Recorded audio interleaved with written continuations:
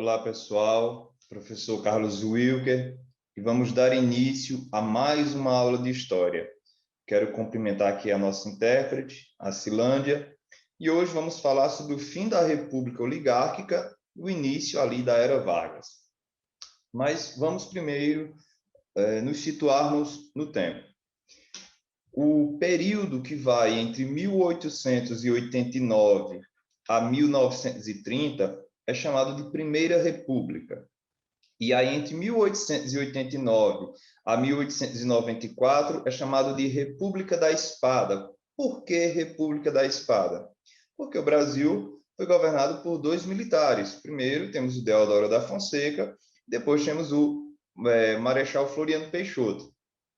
Entre 1894 até 1930 é um período chamado de República Oligárquica, que significa basicamente o seguinte: o Brasil era governado pelas grandes oligarquias, principalmente de Minas e São Paulo, que era chamada política do café com leite. Por quê? Porque a faixa presidencial, quem governava o Brasil, ficava meio que revezando entre Minas e São Paulo. Até que em 1930 nós vamos ter um golpe em que o gaúcho Getúlio Dornelles Vargas, ou famoso Getúlio Vargas, vai assumir o poder do Brasil através de um golpe. Então, a gente está falando aqui sobre o fim da República Oligárquica, a gente está falando de um período que vai entre 1894 a 1930. Vamos começar falando sobre os 18 do Forte, ou Revolta do Forte de Copacabana, que foi um movimento, foi um levante que aconteceu em 1922. Vamos entender.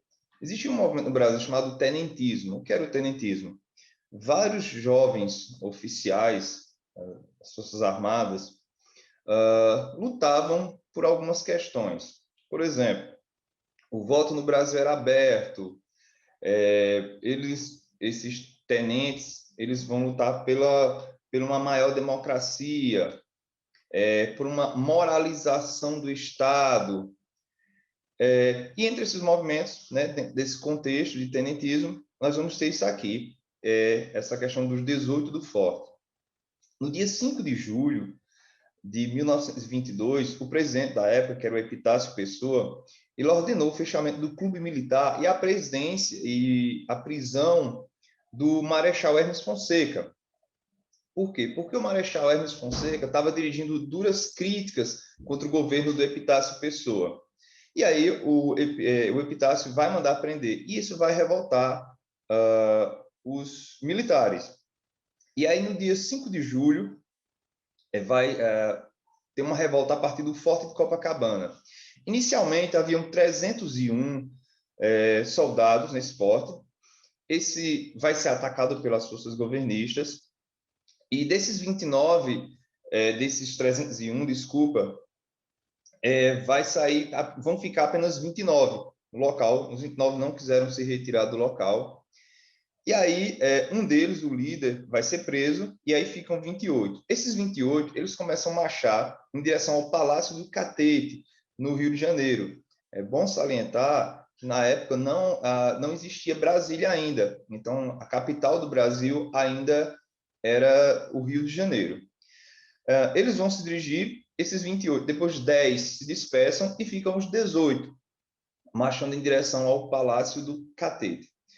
Desses 18, eles vão se deparar com aproximadamente 3.000 policiais e eles serão atacados. E apenas 2 desses 18 vão sobreviver. Lembrando que eram 17 militares e um civil. Por isso ficou conhecido como o 18 do Forte. O movimento de 1930. Às vezes aparece uma revolução de 1930. Na verdade, foi um golpe, né? Um golpe de 1930.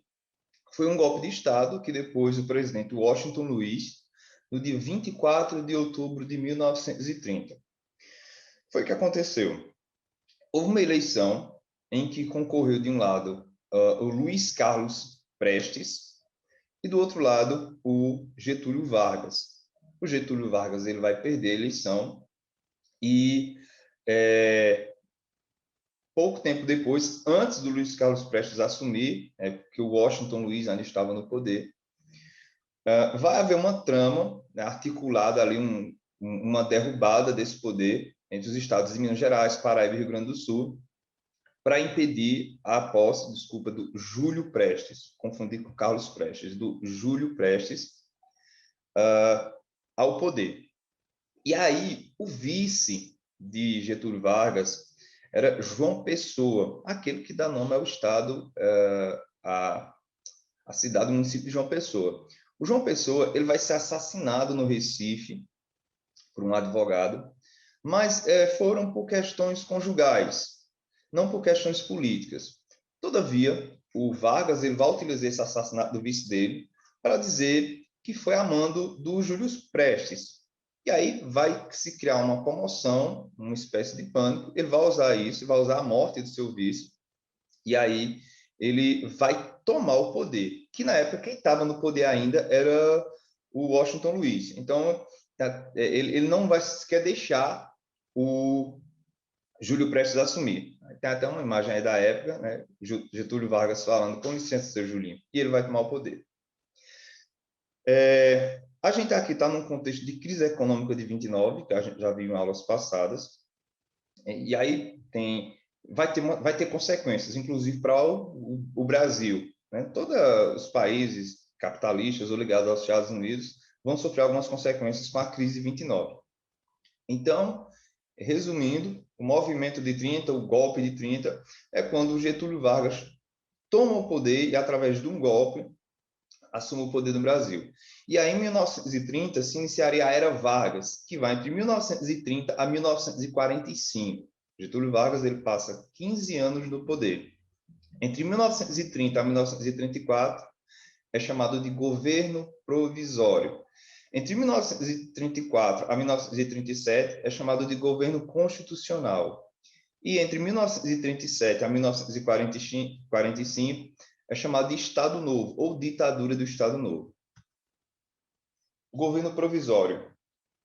O Vargas, quando ele assume o poder em 1930, primeiro que ele suspende a Constituição de 1891, ele rasga a Constituição. E aí, ele vai concentrar muitos poderes nas suas mãos, né? Ele vai concentrar bastante poder em suas mãos. Ele vai tirar os governadores dos estados e para cada estado ele vai nomear um interventor, à sua escolha. Isso vai desagradar alguns. Por exemplo, São Paulo. Os representantes da oligarquia cafeira de São Paulo vai reagir a isso, até porque o interventor que ele nomeou para São Paulo não era paulista. Então, os paulistas vão reagir. E essa reação vem principalmente através da Revolução Constitucionalista de 1932, que foi um movimento, um levante, que tinha como objetivos a deposição de Vargas e a eleição de uma Assembleia Constituinte, ou seja, convocar e criar uma nova Constituição. As forças de São Paulo são derrotadas pelas forças governistas. Inclusive, nessa revolta, 4 estudantes vão ser assassinados.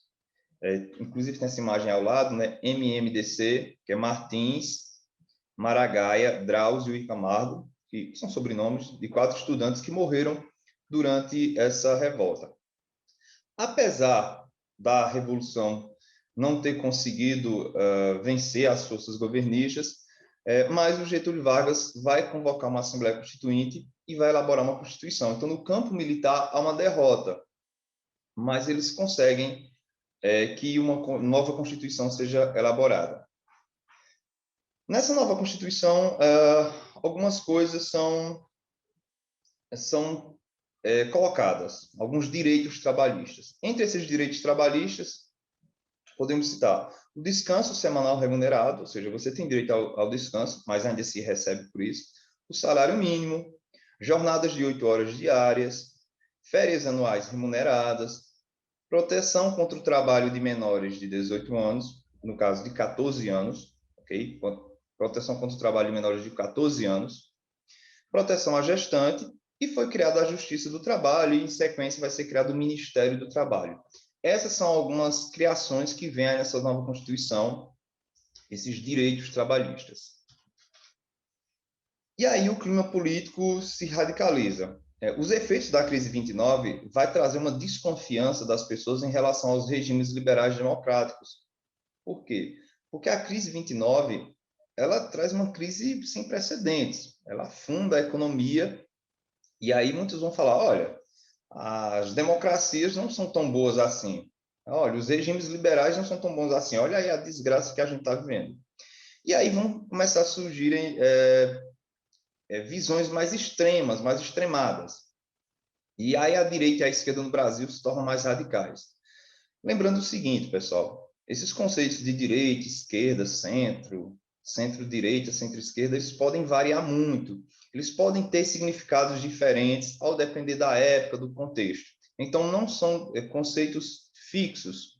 O que pode ser definido como esquerda num contexto pode ser definido como direita em outro. Enfim, são termos muito relativos. E aí, aqui no Brasil, vão surgir dois partidos, que é a AIB, a Ação Integralista Brasileira. Ela foi fundada pelo Plínio Salgado, em 1922, e seria, de forma bastante resumida aqui, uma extrema-direita. É importante destacar que existe uma diferença entre esquerda e extrema-esquerda, direita e extrema-direita. E a ANL, a Aliança Nacional Libertadora, fundada em março de 1935, e tinha aí como seu presidente de honra o Luiz Carlos Prestes. E agora sim, Luiz Carlos Prestes. Anteriormente eu confundi com Júlio Prestes. A AIB, ela era apoiada por empresários, membros da classe média e parte dos oficiais das Forças Armadas e do operariado. Eles eram nacionalistas, eles eram antiliberais e anticomunistas. Eles também enfatizavam a importância social da família e pregavam alguns valores cristãos. E era um partido fascista, e o seu fundador, esse camarada aí da foto, o Plínio Salgado.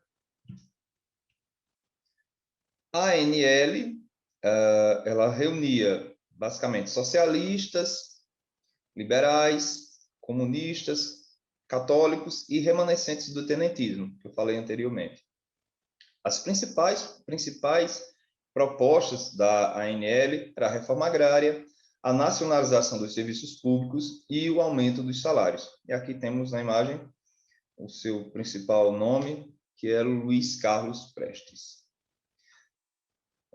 A Intentona Comunista. A Intentona Comunista foi um levante organizado pelo Partido Comunista em 1935, que tinha como intuito tirar o Getúlio Vargas do poder. Inclusive, esse partido a ANL, ela foi colocada na ilegalidade. Ela foi colocada na ilegalidade.